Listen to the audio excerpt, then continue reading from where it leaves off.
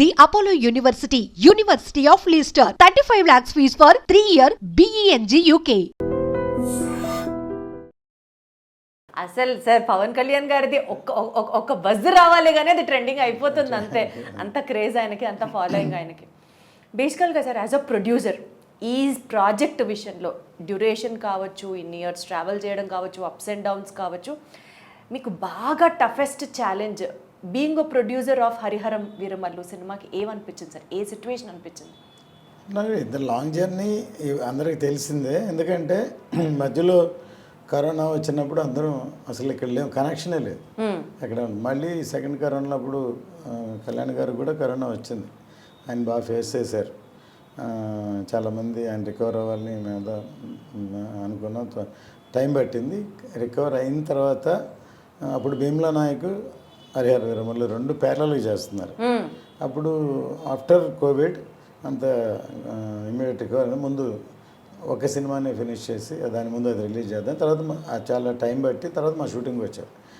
వచ్చిన ఆ సీక్వెన్స్ తోటి అసలు అప్పుడే సినిమా అయిపోవాలి, కానీ ఆ సీక్వెన్స్ చాలా ఇంపార్టెంట్. అది దాదాపు 60 డేస్ చేసాం. అందులో దాదాపు 45-50 డేస్ కళ్యాణ్ గారు ఉన్నారు ఒకే సీక్వెన్స్. ఇంతవరకు మేబీ హిస్టరీ అవ్వచ్చు. ఒక సీక్వెన్స్ ఒక క్లైమాక్స్ చేసిన 10 రోజులు 15 రోజులు చేస్తాం, 60 డేస్ ఒకే ఒక సీక్వెన్స్. సో అందువల్లే దాంట్లో అంత పవర్ ఉంది. మేబీ అక్కడ రామోజీలో షూట్ చేస్తే అక్కడ ఒక హిల్ ఉంది. 4:30కి లైట్ పోద్ది, 4:30 సాయంత్రానికి 4:30కి. జనరల్గా 4:30 to 6 ఒక సాఫ్ట్ లైట్ ఉంటుంది. అప్పుడు బాగా ఫాస్ట్గా హార్ష్గా ఉన్నప్పుడు అందరూ టైర్ చేయలేరు, ఎక్కువ వర్క్ జరుగుతుంది. అలాగూ అన్ని రోజుల్లో డైలీ 1.5 hours 2 hours పోతే అది 50 రోజుల్లో అదో 15 రోజులు 20 రోజులు పోయినట్టే లెక్క. అంతే అంతే. అంటే అటువంటి లొకేషన్ మేము చూస్ చేసాం. అక్కడ ఒక టాప్ హిల్లో ఉండాలని, అవుట్డోర్. సో అందువల్ల బాగా టైం పట్టింది. అది ఛాలెంజింగ్ సీన్ అంటారా? ఛాలెంజింగ్ అని కాదు, దాన్ని బాగా కష్టపడి డీటెయిలింగ్గా తీయాల్సిన సీన్ అది. అది అంత కష్టపడినందుకు దాన్ని అన్ని కెమెరాలతోటి అన్ని రోజులు షూట్ చేసిన అది చూసి ఎడిట్ చేయడానికే 3 months పట్టింది. ఒక్క సీన్ ఎడిట్ చేయడానికి 3 నెలలు. అన్ని కెమెరాలు ఉన్నాయి, అన్ని షాట్లు ఉన్నాయి, అంత ఉంది. దాన్ని అన్ని చూడాలి, సెలెక్ట్ చేయాలి. దాన్ని చేస్తేనే ఒక గ్రిప్ రావాలి కదా ఆ సీక్వెన్స్కి. 5 ఏళ్ళు ఎందుకు పట్టిందో ఇప్పుడు అర్థమవుతుంది సార్ మాకు. ఈ సినిమా స్టార్ట్ చేసినప్పుడు సినిమాకి దర్శకత్వం వహించింది క్రిష్ గారు. తర్వాత ఆయన తప్పుకొని మీ అబ్బాయి జ్యోతి గారు డైరెక్షన్ డిపార్ట్మెంట్ ఆయన ఓన్ చేసుకోవడం జరిగింది, ఆయన లీడ్ చేయడం జరిగింది. సరే, ఇది ఎందుకు జరిగింది అన్నది ఫస్ట్ క్వశ్చన్ అయితే, జ్యోతి గారు హ్యాండిల్ చేయడం ఇంత పెద్ద ప్రాజెక్ట్ అన్నది యాజ్ అ ప్రొడ్యూసర్గా ఇది ఒక రిస్కీ ఫేజ్ అని మీకు అనిపించిందా, అనిపించలేదా? లేదండి, ఇదన్నీ ఏమంటారంటే బై నేచర్ ఇది ఫేట్ అనమాట. ఇది మేము తను చెయ్యాలని మా అబ్బాయి అని లేకపోతే అని అనుకోలేదు. ఒక విధంగా తను ఈ కరోనా దాటి క్రిష్ గారు లాంగ్ జర్నీ చేసి వెయిటింగ్ అయ్యండి, ఆయనకి వేరే ప్రాజెక్ట్స్ ఉండి ఎవరికైనా సర్వేలు ఉంటుంది కదా, దాంతో వెళ్ళడం తను ఒక విధంగా కాపాడినట్టే అవుతుంది ప్రాజెక్ట్ని. ఒక విధంగా తప్పుకోవడమా? ఆయన తప్పుకోవడం కాదు, మా జ్యోతి ఎంటర్ అవ్వడం, ఆయన తప్పుకోవడం కాదు, తప్పు అలానో. ఎందుకంటే ఒక విధంగా ఈ ప్రాజెక్టు, ఈ లైన్, ఈ ఇన్స్పిరేషన్ స్టార్ట్ అవ్వడం మెయిన్ క్రిష్ గారే. ఆయన అసలు మేము ఫస్ట్ వేదాళం అనే సినిమాని రీమేక్ చేద్దాం అనుకున్నాం. అప్పుడు ఫస్ట్ డైరెక్టర్ గారు ఒకసారి కుదరలేదు. తర్వాత ఫస్ట్ ఎలక్షన్ వచ్చింది. ఆ మధ్యలో ఒకసారి కృష్ణ గారు నాకు బాగా పరిచయం ఉంది. ఫస్ట్ గమ్యం సినిమాని చూసి నేను అప్పుడు తమిళ రైట్స్ కొనుక్కుని అప్పటి నుంచి పరిచయం. తర్వాత నాకు ఫోన్ చేశారు ఆయన, మణికర్ణిక సినిమా షూటింగ్ జరుగుతున్నా, సరే ఒకసారి మిమ్మల్ని కలుస్తాను, దగ్గర ఒక లైన్ ఉందని. బాంబే నుంచి వచ్చి ఒక 1 hour నాకు లైన్ చెప్పారు. లైన్ నాకు బాగా నచ్చింది. సరే విన్నాను, అది కళ్యాణ్ గారు చేస్తేనే బాగుంటుందని ఆయన చెప్పారు. సరే ఇది ఎట్లా ప్రాజెక్ట్ అవుద్ది అనుకోలేదు అప్పుడు. తర్వాత ఆయన ఎలక్షన్ అయిపోయిన తర్వాత ఏం చేద్దాం అని అడిగితే, ఇంకొక ప్రొడ్యూసర్ ఎవరైనా సరే ఇలాంటి సబ్జెక్ట్ కావాలని కోరుకోరు, చెప్పరు. అదే సినిమాని రీమేక్ చేసేద్దాం అంటే ఫాస్ట్గా అయిపోయేది మీరు అన్నట్టు. కానీ నేను చెప్పాను, ఇలాంటి ఒక లైన్ ఉంది, కృషి గారిని చెప్తాను నేను పిలిస్తే అప్పుడు ఆయన నా మీద కృషి గారే చెప్పారు, ఆయన జడ్జిమెంట్ నేను నమ్ముతాను అని చెప్పి కృషి గారికి చెప్పారు. అలా స్టార్ట్ అయిందనమాట ఈ ప్రాజెక్టు. స్టార్ట్ అయింది. దాని తర్వాత ఫస్ట్ కోవిడ్, సెకండ్ కోవిడ్ ఇవన్నీ క్రాస్ అయ్యి టైం పట్టింది. దానివల్ల లేట్ అవుతుంది. చాలా సంవత్సరాలు అవడంతో తనకి వేరే కమిట్మెంట్ ఉందని తర్వాత తనే చెప్పి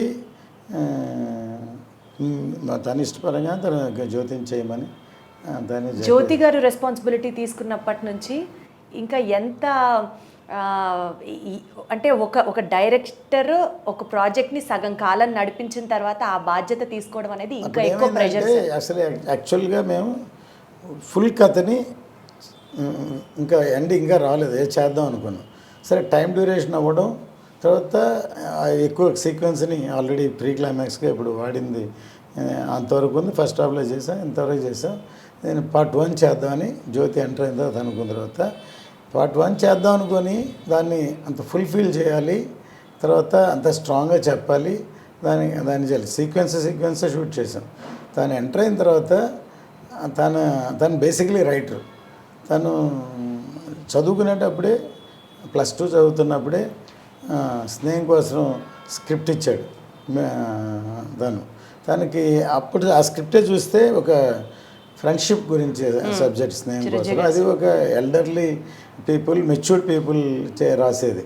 నేను ఆ కథ ఫస్ట్ నాకు చెప్పలేదు తను. అసలు అప్పుడే మేబీ అక్కడి నుంచి స్టార్ట్ అయింది.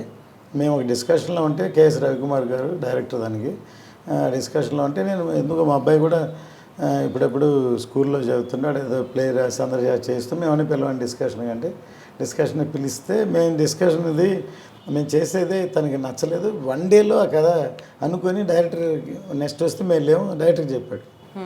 ఆయన ఆశ్చర్యపోయి సరే మీ డాడీకి చెప్పావా అన్నారు. చెప్పలేదు సార్ అని చెప్పాడు. సరే నేను రాగానే నాకు చెప్పారు, మీ అబ్బాయి ఒక కథ చెప్పాడు, నాకు నచ్చింది, మీరు కూడా ఒకసారి వినండి అని. పొద్దున్నే 5 గంటలకు లేపేశాడు నన్ను. డాడీ అప్పుడు చాలా యంగ్ అనమాట, ఈ కథ వినండి అని అంటే నేను షాక్ అయిపోయాను ఫస్ట్. ఎందుకంటే ఒక చిన్న కుర్రాడు +2 చదువుతున్నాడు, లవ్ స్టోరీ లేకపోతే యూత్ స్టోరీ చెప్తారు, కానీ అంత మెచ్యూర్డ్గా థాట్ నీకు ఎలా వచ్చింది ఐడియా అని అడిగాను. తను చెప్పిన ఎగ్జాంపుల్ ఇంకా షాక్ అయిపోయాను. ఒక తెనాలి రామకృష్ణ, కృష్ణదేవరాయ ఇద్దరు ఫ్రెండ్స్ డాడీ, వాళ్ళిద్దరిని విడగొట్టడానికి ఒక స్త్రీని ప్రవేశించారు. అది షాక్ అయిపోయాను. సరే ఓకే, దానికి ఒక ఫ్లాష్ బ్యాక్ క్రియేట్ చేసి ఇది ఎలా చేశాను. ఇన్స్పిరేషన్ నాకు డైరెక్టర్ శంకర్ గారు. ఆయన కథని దాచి జెంటిల్మెన్లో మొత్తం కథ చెప్పి తర్వాత ఫ్లాష్ బ్యాక్ ఏంటని చెప్పారు. అది చెప్పాను, షాక్ అయిపోయి నవ్వి నేను డైరెక్టర్తో నచ్చిందని చెప్పాను. ఫస్ట్ దాంట్లో మెయిన్ శరత్ కుమార్, శివాజీ గణేషన్ గారు అని డిసైడ్ అయ్యి ఆయనకి అడ్వాన్స్ కూడా ఇచ్చాం. ఆ తర్వాత అది జరగలేదు, ప్రాజెక్టే డ్రాప్ చేద్దాం అనుకున్నా. తర్వాత కేసరావు కుమార్, విజయ్ కుమార్తో చేద్దామని అలాగే మొదలై టైంలో చేసాం. ఇది ఎందుకు చెప్తున్నా అంటే తను ఇంతవరకు చేసిన అవకాశాలు 1-2 లవ్ స్టోరీలు చేశారు. ఇంత పెద్ద హీరోతోటి ఇటువంటి మెచ్యూర్డ్ సబ్జెక్టు తనకి దొరకడం ఒక అవకాశం, లేకపోతే దాన్ని ప్రూవ్ చేసుకోపోతున్నాడు అని చెప్పచ్చు. పోతున్నాడు అని చెప్పచ్చు.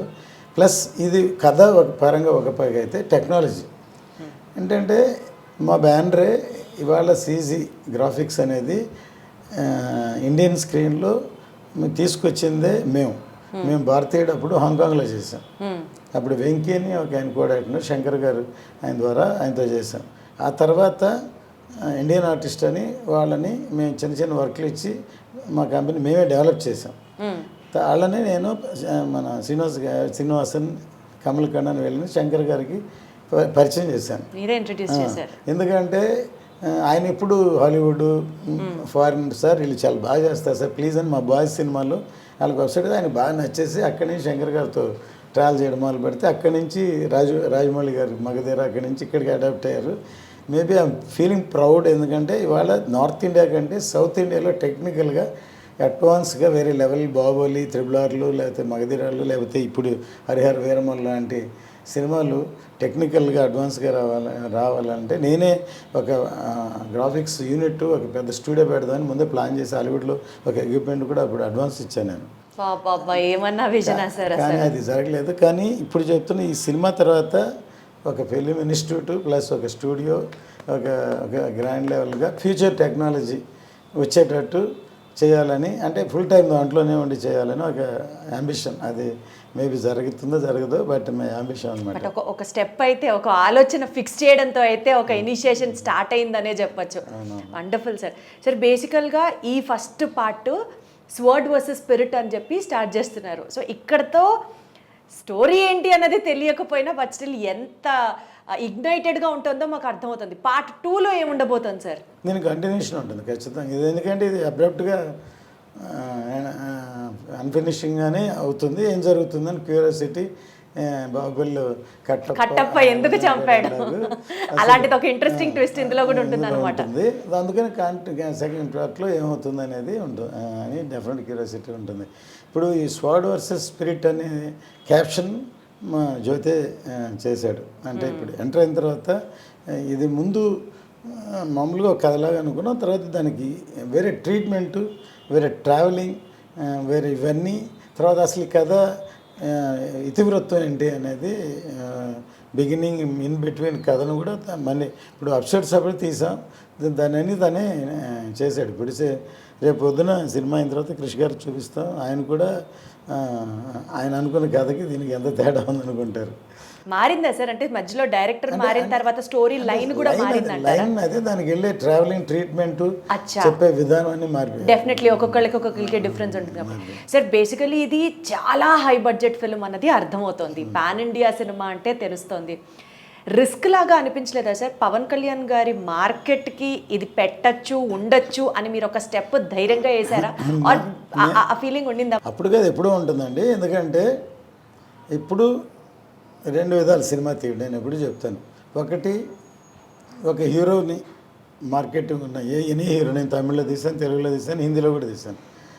వాళ్ళకి ఏం మార్కెట్ ఉందో, ఎంత బడ్జెట్, ఎంత సేలబిలిటీ ఉందో దాని ప్రకారం సినిమా తీయడం, అదొక అసెస్మెంట్.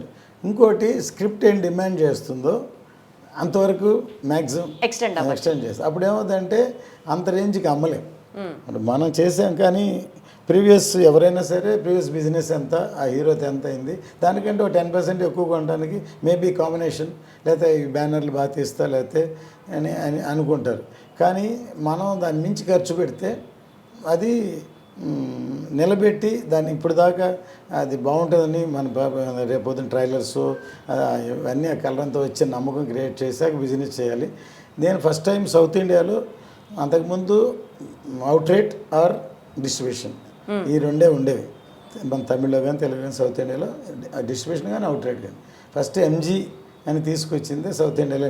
నేను హిందీ సినిమా చూస్తే ఎందుకు ఎంజీ తీసుకొచ్చా అంటే, మనం బాగా ఖర్చు పెట్టి సినిమా తీస్తాం, అంత రేంజ్కి అమ్మలేము. కానీ సినిమా రిలీజ్ అయ్యాక, హిట్ అయ్యాక, వాళ్ళ బయర్కి వాళ్ళ డబ్బులు వాళ్ళకి వచ్చాక, కమిషన్ వర్కౌట్ అయ్యాక వచ్చాక 50-50 అని ఎంజే తీసుకొచ్చాను. ఆ తర్వాత మన తెలుగులో ఇంకొక అడ్వాన్స్గా నేను చేయలేదు, ఎన్ఆర్ఐ వరకు వెళ్ళింది. ఎందుకంటే నాన్ రికవరబుల్ అడ్వాన్స్ కింద ఆ డిస్ట్రిబ్యూషన్కు ఇంకొక పరిమాణం. డిస్ట్రిబ్యూషన్ అంటే రిస్క్ ప్రొడ్యూసర్స్ ఫేస్ చేయాలి, ఎన్ఆర్ఐ అయితే ఫేస్ చేయరు. సక్సెస్ అయితే ఓన్లీ కమిషన్ అని, నాన్ రికవరబుల్ అడ్వాన్స్. కానీ అది ఎందుకంటే వాల్యూమ్ పెరిగిపోయింది బాగా, లక్షల్లో ఉంది, కోట్లకి వెళ్ళి 100 కోట్లకి వెళ్ళిపోయింది. సో అలాగే 20% కమిషన్ వస్తేనే that is it self recovery అయిపోయినట్టే లెక్క. రికవర్ అయిన తర్వాత ప్రాఫిట్ వచ్చేసినట్టే. అందుకని ఎన్ఆర్ఐ తెలుగు, మళ్ళీ తమిళ్లో కూడా ఎన్ఆర్ఐ లేదు, ఓన్లీ తెలుగులో ఉంది. సో ఎందుకంటే నేను హై బడ్జెట్లో మొదటి నుంచి ఒక్కోసారి నాలోనే ఒక వార్ జరుగుతుంది లోపల. బేసిక్లీ నేను ప్రొడ్యూసర్నా టెక్నీషియన్, ఫైనల్గా టెక్నీషియన్ని ప్రొడ్యూసర్ని డామినేట్ చేస్తున్నాను. ఎందుకంటే ఒక సీక్వెన్స్ చేస్తున్నా, దీనికి ఇంత బడ్జెట్ ఎంతైనా ఉంటుంది, ఎంతైనా బట్టి ఇంతే అనుకొని చేయాలి. కానీ బాగా రావాలని దాన్ని మించి కొంచెం పెడితే బాగుండు అని అనిపిస్తుంది. కొంచెం పెడుతుంది, బాగా రావాలి. ఇప్పుడే ప్రస్తుతం ఇక్కడ కానీ తమిళనాడులో మా బావమరిది ఉన్నారు, రఘురామన్, తన ప్రొడక్షన్ చూస్తాడు. ఇక్కడే మా బ్రదర్ దయాకరం తను చూస్తాడు. వాళ్ళేమో మనకేం పని లేదు, ఎందుకన్నా అట్లా పెంచుకుంటూ పోతే లాస్ట్కి ఎక్కడికి వెళ్తా అని అంటూనే ఉంటారు. తర్వాత లాంగ్ ప్రొడక్షన్ అవ్వడం వల్ల మనం ఖర్చు పెట్టిన దానికంటే బేసిక్ ఇంట్రెస్ట్లు ఇవన్నీ ఏ ప్రాజెక్ట్కైనా అన్ని క్యాలిక్యులేట్ చేయాలి. కానీ నేను అవన్నీ చూస్తే భయం వేస్తుంది, ఇలాంటి సినిమాలు తీలేమన్నమాట. చేసుకుంటే వెళ్తే తర్వాత చూద్దాం అనే పద్ధతి ఉంది. సో ఎక్కడ అసలు కాంప్రమైజ్ లేకుండా సినిమా తీశారు, ప్రతిదీ ఒక ఆర్ట్ లెవెల్లో ప్రజెంట్ చేశారన్నది అర్థమవుతుంది. ఈ సినిమాలో కాస్ట్లీయెస్ట్ సీన్ ఎక్కడ షూట్ చేయడానికి అనిపించింది సార్? ఎంత ఖర్చు అయింది ఆ సీన్ షూట్ చేయడానికి? ఏది కాస్ట్లీయెస్ట్ సీన్? ఇప్పుడు ఇవన్నీ అయిపోయిన తర్వాత ఇప్పుడు ఆల్మోస్ట్ క్లైమాక్సే ఇప్పుడు మీరు చూసి తీసింది. కానీ మేము జ్యోతి ఎంటర్ అయిన తర్వాత ఇంకో కొసమెరుపులాగా ఇంకోటి పెడదాం అనుకున్నారు.